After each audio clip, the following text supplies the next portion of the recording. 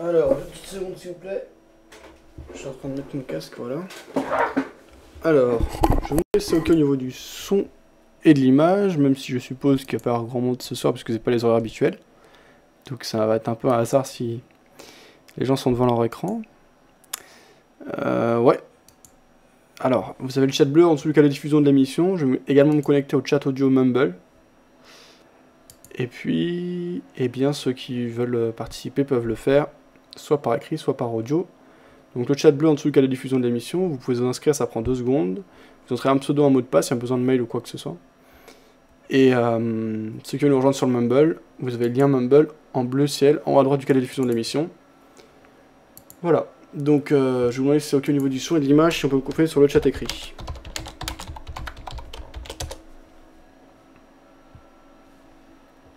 Alors, je suppose que tout est bon, en tout cas tous les paramètres sont OK.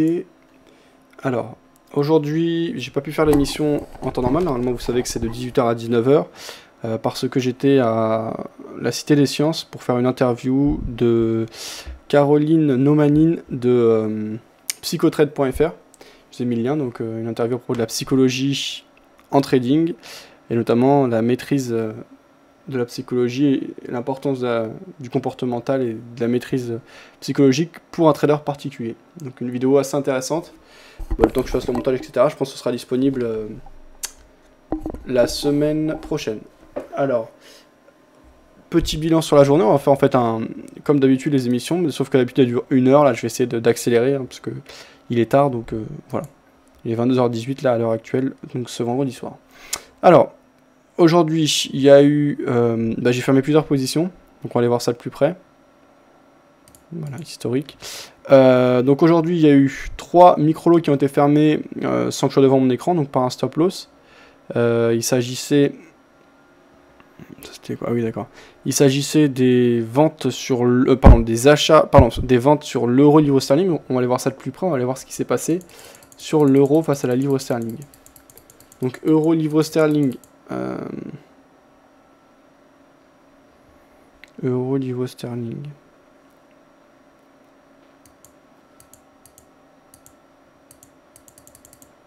Voilà, alors GBP que j'ai ici. On avait pris position à la vente puisqu'on avait une belle impulsion de fond. On avait une tentative de poursuite de l'élan baissier mais qui ne s'est pas concrétisée. Là, il y a 2 jours, on a eu une belle accélération qui ne s'est pas concrétisée. Ce jour, on a des acheteurs qui reviennent pas mal. Donc mon premier point de sortie, c'était un 4K sur des précédents plus hauts. Ce qui a été fait ici, donc on a pris une perte de 22 €. Alors, notre second point de sortie éventuel, donc second tiers, sera en 4K sur des plus hauts qu'on avait marqué début août. Si on passe au-dessus, on fera de nouveau un tiers. Si on repasse à la baisse, tant mieux. L'impulsion est toujours dans l'autre sens, sinon on est dans une zone relativement de range qui a été pas mal travaillée ces derniers temps. Donc on va voir ce qu'il en est. Donc un tiers de fermé, voilà une petite perte. 2 secondes, je vois la fête qui fait trop chaud là.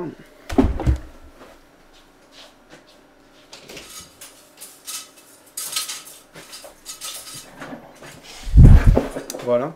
Alors, j'ai fermé la position à la vente sur le Dow Jones, donc position qui était très bien partie. D'ailleurs, c'est un bénéfice de 150 €, donc c'est quand même une belle position.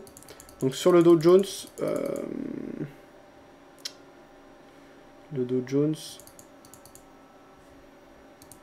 voilà, que je vais avoir ici. Donc on voit que sur le Dow Jones, on avait eu une baisse sympathique. Alors une première fois, on avait pris 100 € sur la baisse. Je crois que c'était ici ou ici. Après c'était tergiversé, j'avais pris mon bénéfice. La belle accélération, on était entré vers là. Tac, on a pris notre bénéfice, donc 150 €, c'est bien, hein, c'est pas une mauvaise position. Alors pourquoi couper maintenant alors que l'impulsion est quand même toujours de mise? Parce que sur les marchés actions, moi, ok, j'ai un biais baissier, maintenant je vais pas me faire n'importe quoi. La dynamique de fond reste clairement haussière. Si on relie les différents points bas précédents, voilà ce qu'on peut dessiner. Alors on a tendance à vouloir casser, à vouloir accélérer à la baisse, éventuellement casser le support oblique haussier. Pour le moment, on reste sous cet ancien support qui pourrait jouer un rôle de résistance, mais les plus bas restent de plus en plus hauts, les plus hauts restent de plus en plus hauts, donc la dynamique de fond n'est pas remise en question. Donc moi, je ne me vois pas jouer un scénario et jouer une stratégie haussière sur les marchés actions américains puisqu'ils sont déjà très hauts et qu'on parle plutôt de ralentissement du QE. Donc dans ce contexte fondamental, je privilégierais les stratégies, les prises de position, les opportunités vendeuses. Maintenant là, on a une bonne impulsion, on a eu l'occasion de prendre un bénéfice, le mouvement ralentit. On n'a pas pris l'intégralité du mouvement, donc c'est pas un point d'entrée optimal. On a des acheteurs qui commencent à revenir, je sécurise, je prends le bénéfice. Si on a une belle impulsion, je passerai de nouveau à côté d'une partie de la position, mais ça me permettra de rentrer de nouveau sur une impulsion, et donc de me protéger au maximum. Il y a toute la notion de timing qui est importante. Et le fait de rentrer une fois que l'impulsion est en place, voilà, c'est un peu la logique, j'explique tout le temps ça. Imaginez que vous êtes sur un marché, vraiment sur un marché dans votre ville, et que vous avez des stands qui vendent différents produits.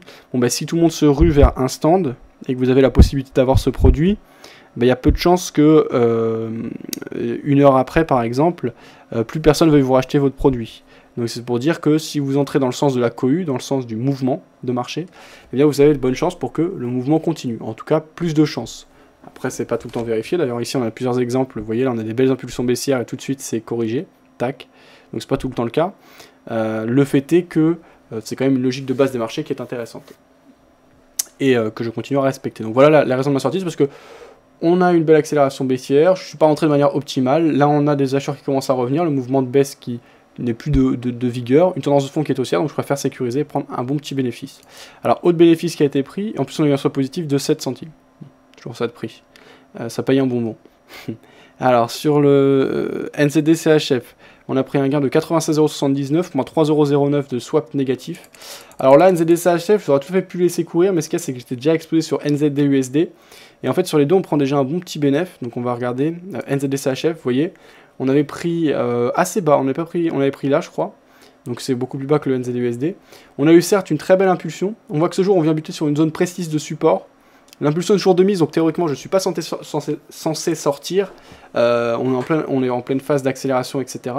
Mais voilà, le fait que ce jour on soit resté au-dessus de la zone de support, et que je sois déjà vendeur sur NZD-USD, et a priori le dollar ou le franc suisse ne bouge pas particulièrement, donc en ce moment c'est plutôt, en tout cas pas particulièrement dans ce sens, comme dans leur sens commun qu'on observe actuellement, c'est plutôt le dollar néo-zélandais qui mène le jeu. Or le dollar néo-zélandais est le dénominateur commun à ces deux paires, donc on joue bien le même scénario.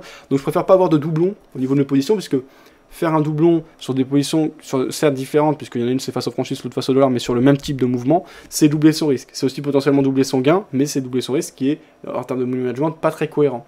Donc je préfère couper ma position sur NZD CHF et laisser courir NZD USD qu'on a ici, d'ailleurs je vais le rapprocher, qui est bien plus intéressant puisqu'on l'a pris déjà de beaucoup plus haut, on est rentré là, alors que je l'ai dit sur NZD CHF je crois qu'on était rentré là. Donc actuellement il reste encore du chemin avant le support, donc je vois pas trop ce qui retiendrait et ce qui empêcherait le mouvement de se poursuivre. Donc pour le moment, voilà, je préfère maintenir cette position sur NZD USD, donc je choisis de prendre le bénéfice. Bon, 96,79€, c'est intéressant. Alors aujourd'hui ça n'a pas été une bonne journée dans l'ensemble, malgré ces deux gains très intéressants, puisqu'on a une équité qui est seulement à 10 236€. Hier on avait une équité qui était montée jusqu'à 10 600, voire même 10 700 je crois, euros. Donc voilà, ça varie, on n'a pas de mouvement particulièrement bon en ce moment, pas de mouvement particulièrement mauvais non plus, ça stagne. La balance par contre elle continue à monter avec 10 727€ de clôturé, donc en termes de balance c'est bien. Maintenant ce qui compte c'est quand même l'équité, hein. Donc à ce heure-ci, si je fermais toutes mes positions, j'aurais 235€ de profit depuis le 24 juin, seulement 2,36%, donc pour moi ça n'aura pas été un bel été, en tout cas pour mon compte. Je rappelle que vous avez les résultats de mon compte au-dessus et en dessous du cas de diffusion de l'émission via MyFXBook, c'est mis à jour tout le temps, donc c'est assez intéressant, transparent. Je rappelle qu'il s'agit d'un compte démo de 10 000€ ouvert le 24 juin chez Active Trades. Alors le fait est que pour le moment, eh bien l'objectif, puisque le nom de l'émission c'est surperformance, n'est pas atteint, puisque notre but c'est de surperformer le CAC 40. Or aujourd'hui, donc si on clôture toutes nos positions maintenant, je ne prends pas en compte la balance, hein, mais l'équité, j'aurai un progrès de 2,37% par rapport au capital. Et vous voyez, sous le cas de diffusion de l'émission, le CAC sur la même période a fait 11,33%. Donc la différence est vraiment nette. Donc pour le moment, il aurait suffi d'acheter le CAC 40 pour me battre. Et bien, le fait est, voilà. Donc, alors qu'est-ce que je voulais dire? Parce qu'il faut quand même que je me défende, sinon il n'y a plus d'utilité à ce que je fais au jour le jour. Donc voilà, je disais oui, il aurait suffi d'acheter le CAC 40 pour me battre. Bon alors, c'est facile à dire une fois que c'est fait. Encore fallait-il le faire. Et puis l'idée, ça va être de battre le CAC 40 quand même sur le long terme, puisque l'idée, ça va être de gérer ce compte sur plusieurs mois, plusieurs trimestres, voire plusieurs années. Oui, même plusieurs années, c'est vraiment l'objectif. Et de faire mieux que le CAC à terme. L'idée est de sélectionner des actifs qui sont en tendance et sur des impulsions.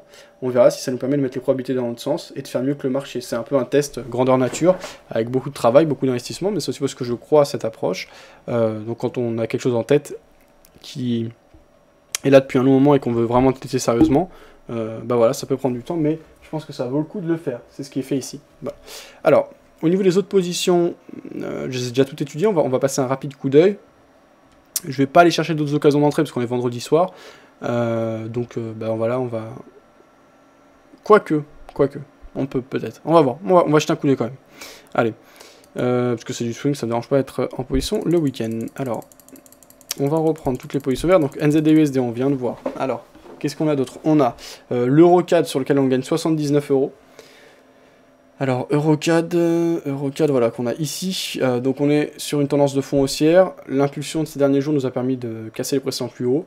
Aujourd'hui, on a plutôt tendance à vouloir corriger, avec ici en graphe journalier, une bougie de baisse qui apparaît, ou un quasi-doji en tout cas, qui indique l'hésitation. Pour moi, c'est trop tôt pour sortir, parce qu'on vient de casser, on a 3 jours consécutifs de hausse. Aujourd'hui, on a tenté d'accélérer, ça repasse un petit peu en baisse, mais il n'y a pas non plus de gros affaiblissement. Si lundi prochain on a une belle baisse, là je couperai, mais actuellement c'est trop tôt, on peut très bien reprendre la dynamique de hausse et on est encore dans une belle impulsion, je trouve, sur les derniers jours, donc je laisse courir, et en plus on a la tendance qui est dans notre sens. Donc cette position à l'achat sur EuroCAD. On gagne 79,44 €, c'est une position sur laquelle on avait fermé un tiers de la position, avec une perte de 35 €, donc là on réalise du profit sur cette position. Alors l'euro-dollar, on gagne 22,50 €, donc l'euro-dollar on l'a ici. Alors euro-dollar, pareil, je laisse courir. Bon, je suis pas fan de cette position parce que on bute un peu sous des précédents plus hauts qui pourraient constituer une zone de résistance ici. On voit donc ces précédents plus hauts de mi-juin à 1.3415. Si on remonte à plus loin, on avait une zone de résistance ici. Donc je suis tenté de couper. En même temps, on avait un triangle, et on semble être sorti à la hausse de ce dernier. On a une impulsion sympa, mais qui est un peu en perte de mouvement, on va dire. Enfin, en essoufflement. Bon, c'est une impulsion qui m'intéresse quand même. Et puis c'est une impulsion qui m'intéresse quand même. Et puis c'est une sortie quand même de triangle, donc c'est pas rien. Il n'y a pas d'inquiétude majeure par rapport à ce signal. Hein. On est toujours assez fort à l'achat, à la hausse. On n'a plus d'impulsion franche. Je pense quand même que je vais couper. J'ai pas tellement envie de m'exposer pour rien. Là, certes, on est plus haut que les précédents, mais on bute sur une zone de résistance. On ne va pas accélérer franchement. À la limite, je préfère m'éloigner du marché, entrer avec un meilleur timing, si on a de nouveau une impulsion qui se présente, ce qui n'est pas le cas actuellement. Donc je vais sortir, effectivement. Donc Eurodollar, je vais prendre le bénéfice. Donc 69 centimes de perte au niveau du swap et 22,72 € de profit. Clôturé, on va fermer les ordres en attente également. Donc on liquide un peu, là on va diminuer notre exposition au marché. Faut attention à ne pas clôturer non plus toutes les positions qui sont dans le même sens. Garder un panier équilibré, donc ça c'est ce qu'on verra ensuite. Donc déjà je supprime ce qui est nécessaire. Voilà. Alors, au niveau du USD HKD qu'on a pris hier, bon ça je vais le garder à l'achat. C'est plutôt une position long terme de toute façon. Alors USD HKD... Actuellement, on perd 6,32 € et on a un swap seulement de 6 centimes, pardon. Donc c'est vraiment rien, 6 centimes. Donc en fait, le swap peut être intéressant en termes de pourcentage, mais en fait, vu qu'il y a très peu de variations en termes de points, c'est pas si intéressant que ça. Ou alors en s'exposant beaucoup, c'est un peu ce que me disait Nostra, ça immobilise beaucoup de marge, bah, je m'en rends compte. Là, on a eu un petit mouvement de baisse, donc on va voir. De toute façon, je suis acheteur, on est toujours pas très loin d'un seuil super important qui est protégé depuis très longtemps, depuis des années, par les banques centrales commerciales, donc qui est le seuil des 7,7459. Pour le moment, pas grand chose à dire. Si on peut aller gratter quelques points, tant mieux. On ira les prendre. Si on descend, tant qu'on est au-dessus de la zone de support, pourquoi pas racheter? Encore faut-il maîtriser le risque et savoir exactement combien on peut perdre. Pour le moment, je ne ferai rien. Donc on perd 6,28 €, on a 6 centimes de profit. Le temps joue pour nous, mais bon, dans une moindre mesure. Après, je le teste. Ce produit, c'est pas un produit que je connaissais particulièrement. Voilà, pas de regret. Alors sur le CAC 40, on avait shorté le CAC. Sur l'impulsion sympa avec les 3 journées de baisse, on avait même pris plus haut. Et bien là, on enregistre 2 journées de hausse consécutives, donc pour le moment, c'est mauvais. Si on casse les précédents plus hauts, on aura un tiers qui sera sorti de la position, on est encore assez loin. En tout cas, actuellement, on perd 37 €. Sur le VIX, on perd 37 €. Sur le VIX, on perd 47 €. Donc le VIX, là, c'est la seule position, enfin non, avec le USD-HKD, donc c'est le même type de position, c'est-à-dire qu'on joue plutôt le respect d'un seuil, donc je ne joue pas avec une sortie en plusieurs fois, mais j'ai un stop-loss et un objectif clairement placé, donc là c'est une stratégie, une position plus classique. Alors, le VIX,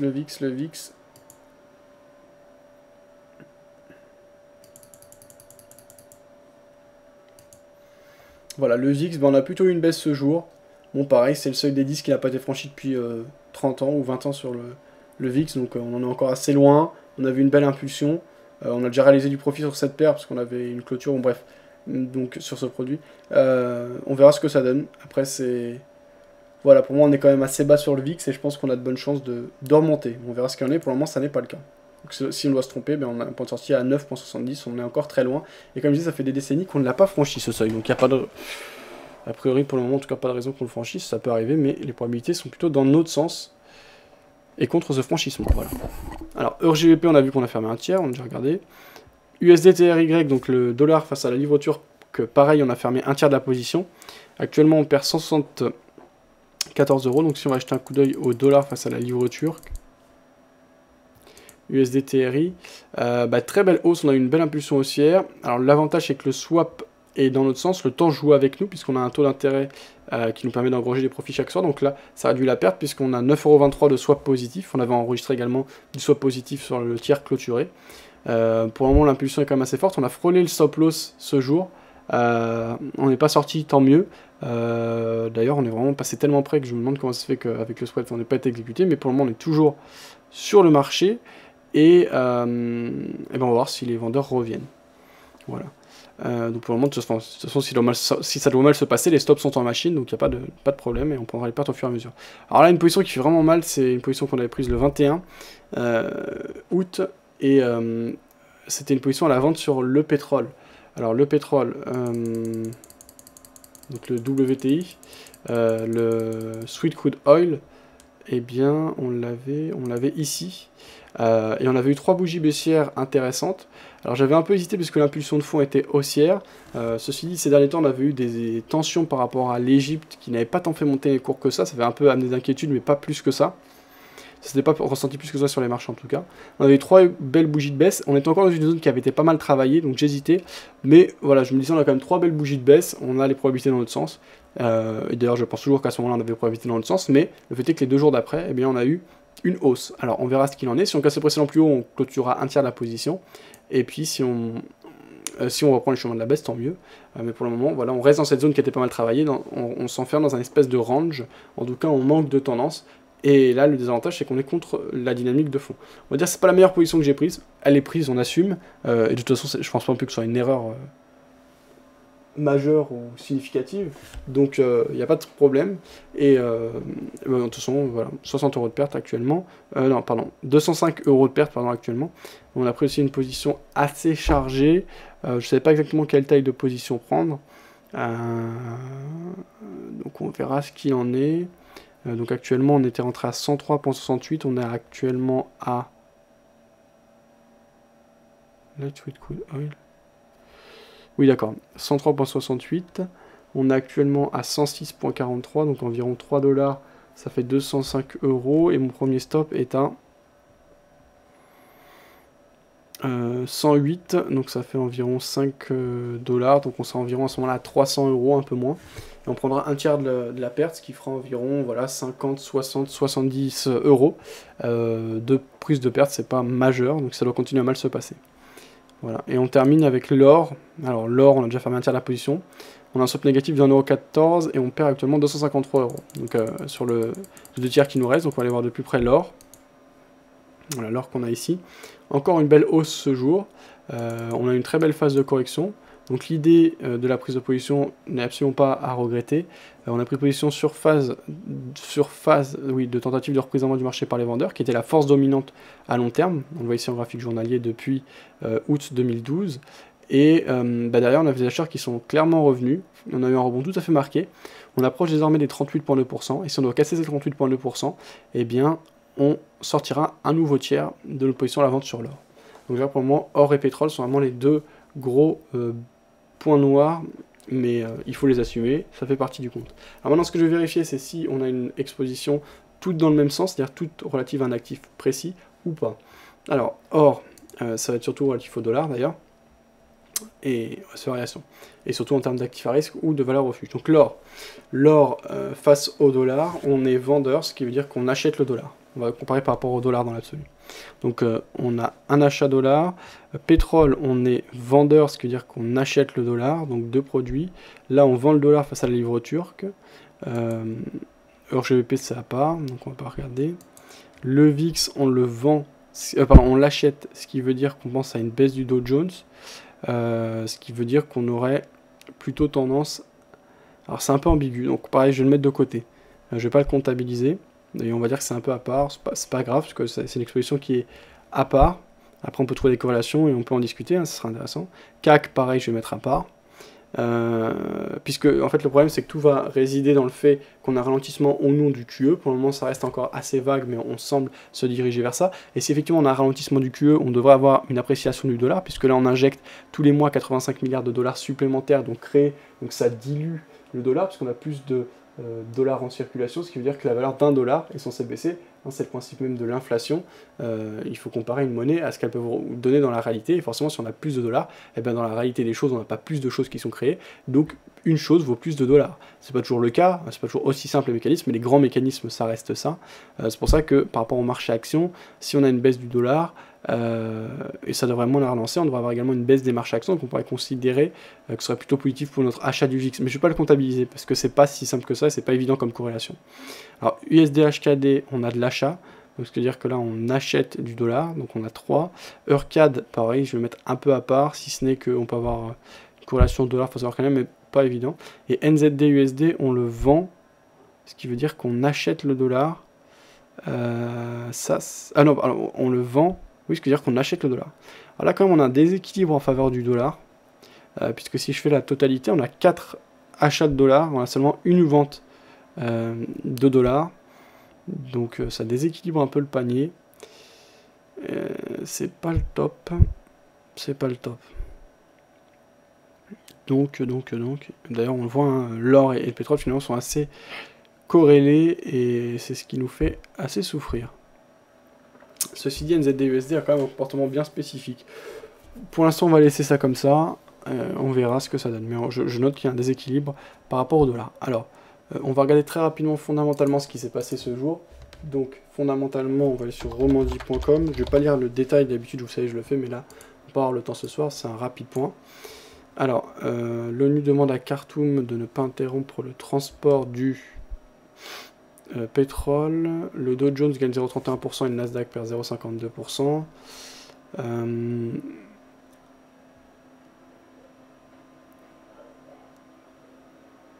Le pétrole progresse à New York après un indicateur décevant sur l'immobilier. Désengagement des banques centrales, risque pour les pays émergents. Le patron de Microsoft jettera l'éponge d'ici 1 an. Pétrole progresse à New York avec un indicateur décevant sur l'immobilier, oui, ok. Alors ça on avait vu.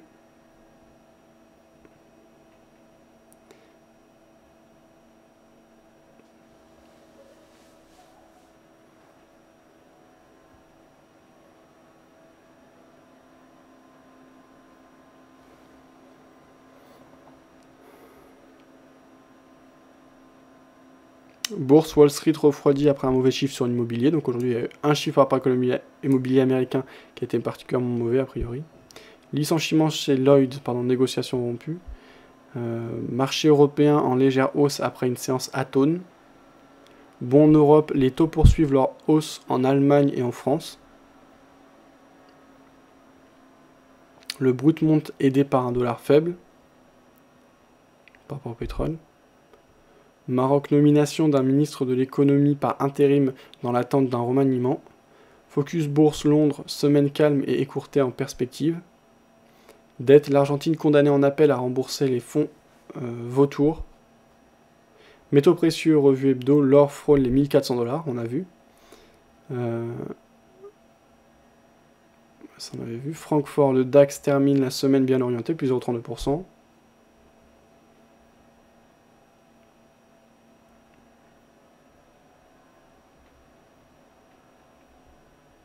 Ça on avait vu. Devise, l'euro tente de se reprendre face au dollar après un indicateur US, donc par rapport à l'immobilier. Taxe CO2, pourquoi, comment. Voilà, donc c'est à peu près tout. Avec les informations importantes. Alors ce jour, on a eu des chiffres. On a vu qu'il y a déjà eu un mauvais chiffre par rapport à l'économie, notamment l'immobilier américain. On va aller voir ça de plus près. On a eu donc ce matin un chiffre par rapport à l'économie britannique qui était les secondes estimations du PIB, qui sont tombées meilleures que les attentes.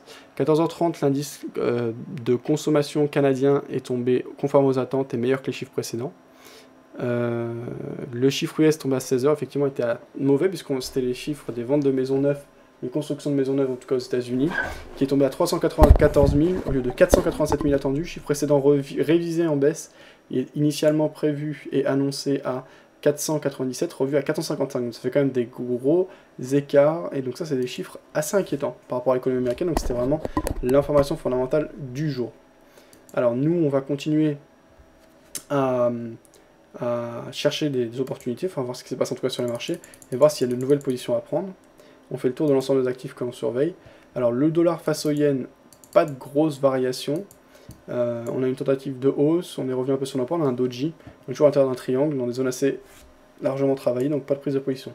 Euro-yen, sympa l'accélération, si on casse les précédents plus hauts, et on n'en est pas loin, puisqu'ils sont à 133,90, on est actuellement à 132,04, donc yen pour 1 euro. Je pourrais repartir sur un biais aussi, pour l'instant on est en dessous, donc pas de prise de position. Dollar face à livre turc, on en a parlé, je suis déjà dessus. À UDCAD, on avait des positions, on les a coupées, pour le moment il n'y a pas de reprise franche de la dynamique et de la tendance de fond. GBP USD, on a plusieurs jours de baisse significative dans une zone de résistance. Ouais, bah en tout cas ces derniers temps, ça avait été vraiment cette logique. Maintenant je suis pas fan moi des ranges. Enfin là je sais pas si c'est un range ou un espèce de triangle d'élargissement. Donc pour le moment pas de prise de position et je préfère les phases de tendance. Donc pour le moment ça m'intéresse pas. Euro-dollar on a préféré clôturer. Sur l'or on est toujours vendeur. Pour le moment on diminue notre exposition. Le mouvement de hausse continue. Euro face à la livre sterling, on est vendeur et pour le moment ça se passe mal. Si on continue on sortira au fur et à mesure. Dollar face au franc suisse, on a toujours un range qui est en place. On a la partie basse de ce range, plutôt sur un élan baissier. Je ne me vois pas vendre tant qu'on est au-dessus de la zone de support. Elle n'est pas si loin, elle est à 0,9017. On est actuellement à 0,9215. Ça ferait un peu moins de 200 points. Tant qu'on est au-dessus, je ne prendrai pas de position à la vente. Pourquoi pas l'achat si on a des belles impulsions pour jouer un ralliement et une poursuite vers la zone médiane du range. Mais sinon, je peux vendre si on casse cette zone de support. Hein. Ça n'est pas le cas pour le moment. VIX, on en a parlé. Dow Jones, on en a parlé. Nikkei, bon, bah, ça remonte, on est dans des zones pas mal travaillées, ça m'intéresse pas. GBP CAD, belle impulsion. On a buté sur une zone de résistance qui date depuis un bon moment maintenant. Et pour le moment, on a des vendeurs qui reviennent. Des vendeurs qui reviennent assez franchement. Pour des gens qui cherchent des ratios, par exemple, le gain-perte intéressant, ici on a un exemple assez sympa, justement, d'une position qui peut être prise. Hein, on prend la position à la vente maintenant, en se protégeant sous les précédents plus hauts et en visant un ralliement de la zone médiane du range que j'ai repéré à plus long terme. Voilà, si on se met ici, on peut avoir un très beau ratio. Moi, c'est pas mon type de trading, je préfère trader les impulsions dans le sens des tendances. Là, il n'y a pas de tendance clairement établie, on n'a pas cassé la zone de résistance, donc pas de prise de position. EuroCAD, on est en position, on en a parlé. Le CAC, on est en position, on en a parlé. Et là, c'est un point du fondamental, également sur le CAC. Pourquoi je suis plutôt vendeur. Ici, sur le DAX, très belle hausse ce jour, enfin hier, pardon. Aujourd'hui, ça a été un peu plus calme, on est toujours sous les précédents plus hauts, donc pas de prise de position. Mais si ça devait être fait, ce serait plutôt à l'achat, mais Acheter marché action, je suis pas fan, hein, parce que fondamentalement, je suis plutôt vendeur, donc je n'irai pas contre une analyse fondamentale globale, une synthèse fondamentale globale. Le S&P 500, belle impulsion, phase de correction. Voilà, la dynamique de fond est plutôt haussière. Pas de prise de position dans l'immédiat. Si on a des beaux signaux qui se présentent à la baisse, pourquoi pas suivre. À l'achat, ça va dépendre du contexte, et je suis pas fan du contexte actuel. Alors, le pétrole ici, donc on a une tendance de fond haussière, belle impulsion. On a vendu ici sur les 3 jours consécutifs de baisse. Pour le moment, ça se passe mal, ça va continuer, on sortira au fur et à mesure. NZD-CHF, j'ai préféré clôturer, mais très belle impulsion. NZD-USD, on est toujours en position à la vente, et l'impulsion est intéressante. Il peut rester il peut rester du... Putain, je vais faire mes mots. Il est un peu tard là. Il peut rester du potentiel. Avant le premier stop, qui serait le support, le premier obstacle qui serait le support de la zone qui avait été marquée fin juin, début juillet, à 0,7678. On est actuellement à 0,7807. Après, si on la casse, tant mieux, je laisserai courir. Si on tergiverse et qu'on ralentit dans cette zone, je pourrais prendre mon bénéfice.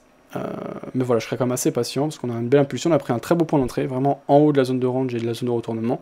Autant en profiter. AUD-USD, on est dans la zone d'hésitation. On ne parvient pas à casser les précédents plus bas, donc pour l'instant, pas de prise de position. EUR-CHF, pas intéressant. USD-CAD, on ne casse pas les précédents plus haut pour le moment. Et s'il fallait le faire plus bas pour trader le rebond. On avait une impulsion sympa ici, donc là c'est trop tard. Faut pas faire n'importe quoi et être hors timing. Il faut pas non plus vouloir être partout obligatoirement. Ça peut arriver de rater des prises de position, il n'y a pas de mal à ça.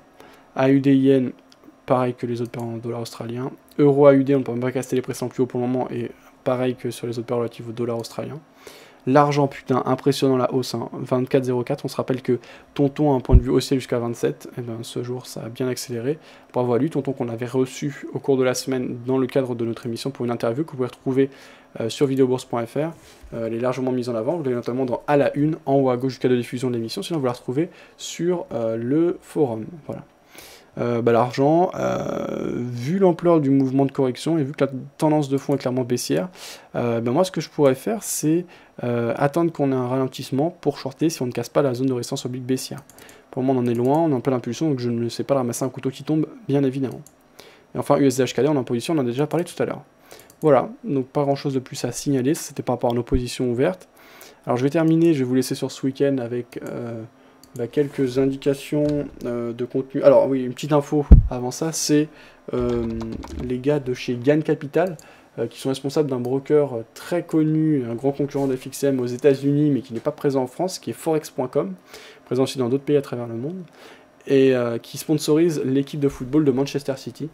Donc comme quoi ça paye d'être broker, donc c'est intéressant quand même de voir ce que font les gros brokers. On peut aussi se demander, comparer les chiffres, puisqu'on a tous les chiffres, etc., comment ils réalisent de tels revenus, etc. Ça peut nous permettre d'en apprendre plus sur la manière de travailler des différents brokers. Est-ce qu'ils se couvrent par rapport aux pertes des clients? Est-ce qu'ils encaissent les pertes des clients? En tout cas de certains clients, parce que forcément il y a des clients qui gagnent, donc là les ordres sont directement transmis, comment on travaille, etc. Est-ce que c'est possible de réaliser des revenus énormes uniquement grâce aux commissions, dans quel contexte, etc. C'est juste une petite porte ouverte. Après, je parle même pas de Forex.com, hein, je sais pas du tout s'ils font ça, je connais pas. Gain Capital, ça a l'air important, hein, ça a l'air assez gros aux États-Unis, etc. Donc ça c'est plutôt un gage de stabilité, ils ont une régulation très claire, donc là c'est pas du tout une critique que je fais à leur égard. Je dis juste que, voilà, sponsoriser des équipes de foot, on sait qu'il y avait FX Pro qui le faisait également, c'est des coûts très importants, donc ça vaut le coup derrière de comparer par rapport aux chiffres qu'on peut avoir, puisque notamment aux États-Unis, on a le nombre de clients, on a le nombre de clients gagnants, le nombre de clients perdants chez chaque courtier. On a, avec la NFA, une transparence assez importante. Ça peut être intéressant de comparer les chiffres, etc. En tout cas, l'information brute, c'est-à-dire objective, c'est Forex.com, donc Gain Capital, qui sponsorise Manchester City, et c'est pas rien. Je vous laisse le lien vers le sujet du forum qui en parle. Voilà. N'hésitez pas à laisser vos commentaires. Je dis ça par rapport à l'industrie des brokers, parce que j'ai appris pas mal de choses récemment, par rapport à quelqu'un de très intéressant, et le fait est que, moi personnellement j'ai rien contre, mais il y a beaucoup de brokers, même très sérieux, très clairement régulés, qui font très bien leur boulot, et voilà, qui vous poseront jamais de problème, mais qui, à un moment donné, choisissent de se mettre contrepartie de leurs clients, qui sont statistiquement perdants. Ce qui n'est pas bête, a priori, mais ce qui peut jouer contre soi à long terme, si on a un broker qui n'est pas malhonnête. Et c'est vrai que quand nos intérêts sont contraires, il faut avoir quand même une grosse confiance en notre contrepartie pour pas qu'elle joue contre nous, surtout si elle a moyen de traiter nos ordres. Ça, c'est une autre question, c'est peut-être de la paranoïa, peut-être pas, et je pense que c'est un débat qui est intéressant. Enfin bref, ça n'a rien à voir, et on s'écarte un peu, mais bon, c'est ça aussi le trading, et l'industrie qui va autour. Alors, quelques liens intéressants pour ce week-end. Au niveau des vidéos, il y a eu pas mal de contenu, mais je les partagerai sur le forum. Non, je vais vous quitter là-dessus. Donc, pas grand-chose de... non, j'ai dit je vais vous quitter là-dessus. On se retrouvera la semaine prochaine, donc de 18h à 19h pour une nouvelle session de trading en direct. Ce week-end, je continuerai le travail habituel sur le site. Le week-end, c'est beaucoup plus relax, j'ai pas aucune obligation, mais tout ce qui est articles intéressants, vidéos intéressantes, je partage sur le forum. Vous pouvez également suivre ça sur mon compte Twitter ou sur ma page Facebook, plutôt sur Twitter pour tous les articles et les retweets. Facebook, c'est plus le contenu du site uniquement qui est publié, donc à la limite Twitter est plus intéressant que Facebook. Ça, je pense que ça commence à se voir au niveau professionnel, et notamment dans le trading, ça marche fort Twitter et c'est un outil très intéressant. Et je laisse toujours la primeur et j'essaie de partager le maximum de contenu sur le forum, bien sûr directement sur le site internet. C'est là où on a le plus de réactions aussi, donc n'hésitez pas à participer sur le forum, à poser vos questions, à ouvrir des débats, ouvrir des sujets, proposer des projets, des idées d'expert advisor, de stratégie, trouver des gens. Il y a quand même plus de 4130 membres, je crois, ou plus de 4120 membres inscrits sur le forum. Ce qui fait que si vous avez des idées, si vous cherchez du monde, sur 4120, dites-vous, c'est en plus 4120 clairement ciblés sur le trading et la finance, il y en a sans doute qui peuvent répondre à vos attentes. Alors après, à chacun de se mettre d'accord, de discuter, etc. Mais voilà, la communauté est là maintenant. Moi, je travaille pour dynamiser et rendre vivant tout ça. Eh bien, n'hésitez pas à en profiter. Et si vous souhaitez contribuer, à contribuer si c'est un intérêt pour vous. Voilà, pas grand chose d'autre à signaler. Je continue mes études également par rapport à MQL5 et les fournisseurs de signaux. Là, je teste le signal Raptor qui est assez intéressant puisque j'ai commencé avec un compte à 10 000 euros. Actuellement, l'équité s'élève à 10 955 euros. Je vais vous laisser le lien vers le fournisseur de signal Raptor. Je vais vous montrer ça.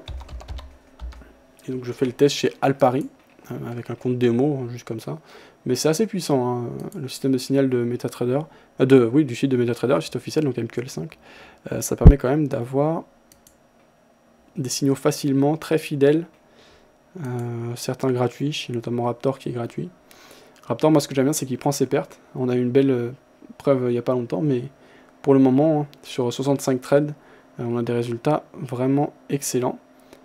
En juin, on a fait 26,21%. En juillet, on a fait 448%. Alors ça, c'est incroyable. En août, on a fait 17,02%. On a un rendement maximal pour le moment qui s'élève, y compris avec l'équité, à 26,73%. Il a l'air de prendre tout à fait ses pertes. Récemment, d'ailleurs, on a eu un petit exemple de ça, avec une prise de perte, voilà, on voit ici, récemment. Donc, c'est assez intéressant. On peut voir voilà, la différence entre l'équité et le niveau de balance. Donc,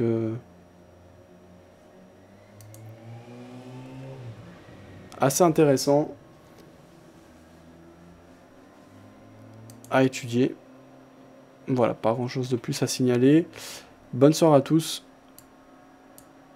La semaine prochaine, vous aurez donc l'interview que j'ai réalisée sur l'exposition relative à l'économie ce jour à la Cité des Sciences à Paris avec Caroline Domanine, responsable du blog psychotrade.fr, également du site formatrading.fr. Je vous remets le lien sur le chat écrit. Voilà, donc ça sera du contenu intéressant, à valeur ajoutée. La semaine prochaine, j'irai également faire une interview d'André Malpel qui organise les salons. Et on parlera d'un concours vraiment intéressant. Donc ça fait assez de bruit, réagir pas mal de monde en vue et dans le cadre du salon du trading, qui sera l'événement majeur, mais le concours aura lieu avant. Ce sera une opportunité pour quelqu'un de se faire remarquer, mais également d'empocher pas mal d'argent. Donc, bah, ce sera à suivre. Il y avait Liva sur le chat écrit qui était là. Bonsoir Liva. Tu dis que ta stratégie fonctionne bien. Est-ce que tu peux nous en dire plus? Qu'est-ce qui s'est bien passé pour toi? Il y avait Cyril qui nous avait rejoint. Salut Cyril, salut Chris sur le chat écrit. Alors, si Liva nous entend, je vais répondre et discuter avec lui sur le chat écrit du Mumble. Ciao, bon week-end. À la semaine prochaine ou à très bientôt pour ceux qui consultent le forum ou nos réseaux sociaux. Ciao.